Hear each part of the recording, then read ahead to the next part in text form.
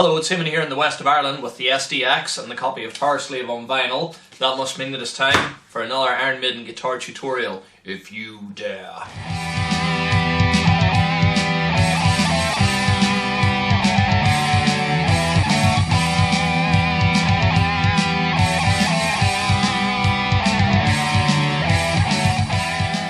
So today I'm going to look at the solos, both solos in Rime of the Ancient Mariner. I was asked to do this lesson by one of my subscribers, a guy called Danny, so thanks for asking. And I have a list of solos to do for other people that I'll get round to very soon. But I started playing Rime of the Ancient Mariner and I realised how brilliant the solos are. It's quite unusual actually in that the Adrian Smith solo was more difficult than the Dave Murray one. But anyhow, both the solos are covered in this lesson. So let's have a listen to that solo in full. Here's me playing it along with a backing track that I created for it. Here it is.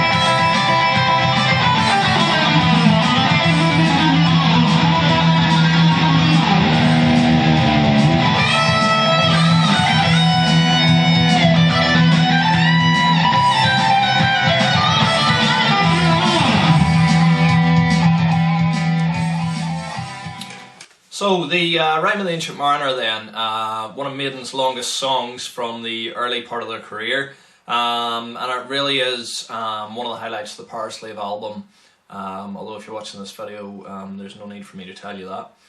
It's got two great solos on it, one from Adrian Smith and one from Dave Murray, and I'm going to take you through how to play both of those on this video. As for the solos themselves, they're actually not that difficult, apart from a couple of bits in Adrian Smith's solo, surprisingly, which is more difficult than the Murray one. Anyway, so I'll take you through how to play those solos now.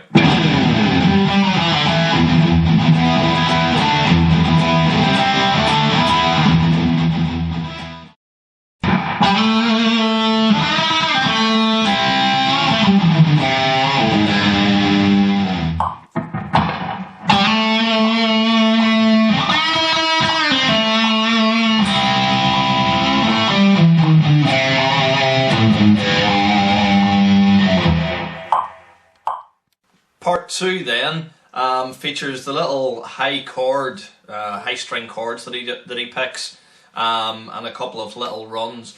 The only real thing to note about this is the bend on the last phrase at the end, which starts bent up and is then released. I'll explain it after I play it here.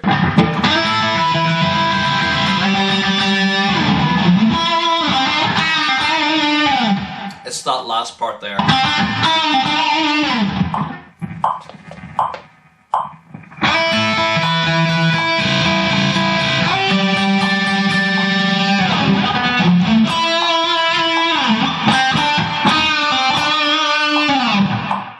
Part 3 then is slightly a little harder. It's got a couple of bends followed by a fantastic rock and roll type run. Adrian does a lot of these in his solos, and I have found that the more that I've learned and really sat down and tried to learn his solos note for note, the more easily these come. It's almost as if my fingers know his style now, and it really is a fantastic little run. So it goes like this.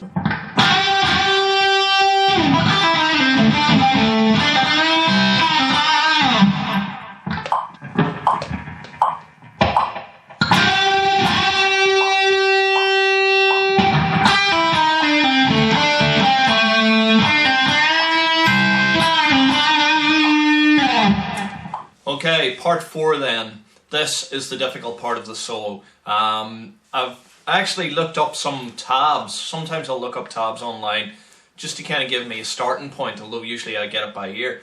And the tabs that I looked up were just completely inaccurate, talking about sweep picking, and they were just wrong. So this is what I reckon he's doing here.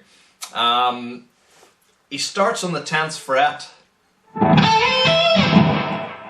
slides to the 13th, and then on his B string, and then does this run, a typical type of run that he does. This may not be 100% right, but I think it's about 99, 95% right. The hardest thing about it is that I believe he's picking the whole way through. If you watch the Live After Death video, you can hear him picking. He doesn't even get the run right on it, but you can hear that he's actually picking the whole thing. I tend to cheat and pick most of it, but not all of it. Anyway, I'll see if we can get it right. Here's where it goes.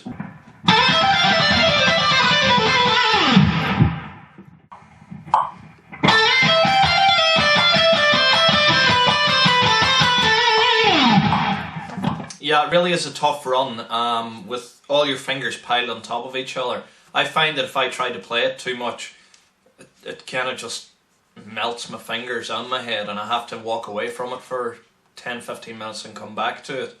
But I found that by doing that, it sunk in. Even that last clip that you just watched, I probably played it about 10 times before inserting the little video you just saw.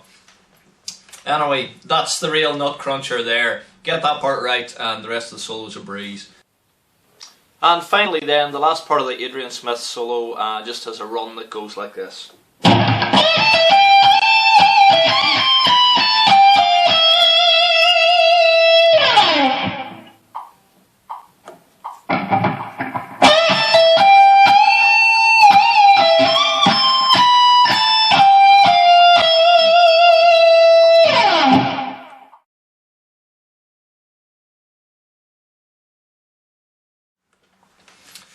Okay, so you've made it over the border. You've finished Adrian Smith, and we're now on to the Dave Murray solo. I love the fact that Dave Murray solo starts on the same note that Adrian Smith's solo ends. I just wonder whose idea that was, whether that was producer Martin Birch or whether they worked it out between themselves. It's hard to know. It was probably the producer actually, but anyway, this is Dave Murray part 1.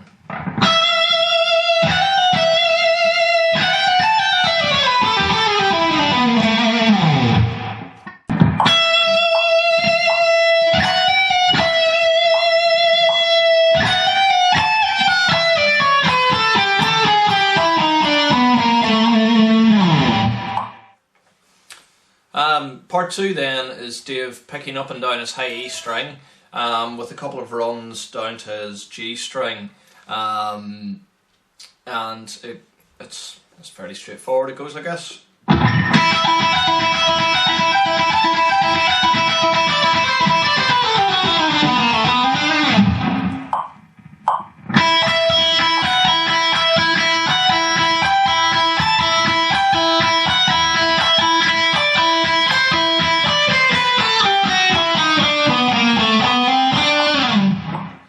Part 3 then is a lot of fun with your tremolo arm, whammy bar, whatever you want to call it.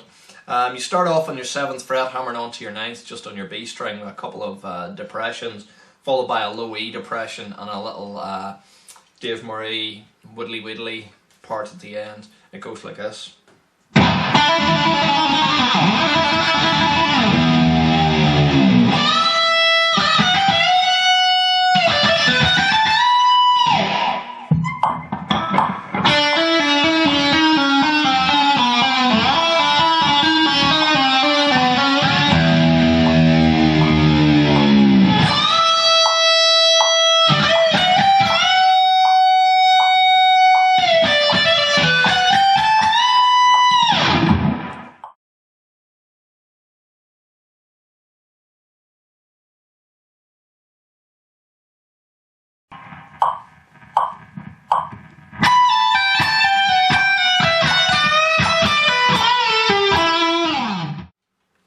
So there you have it. That's the solo for Rime of the Ancient Mariner. Just takes practice, but it's a hell of a lot of fun. So anyway, I'll leave you. Thanks for watching. I've got 2 more videos coming up really soon. I'm going to do Caught Somewhere in Time, and I'm going to do The Final Frontier. I've already got the backing track done for Caught Somewhere in Time. So that'll be with us very soon. Please like and subscribe and all that kind of stuff. And I'll see you again in the near future. Thank you.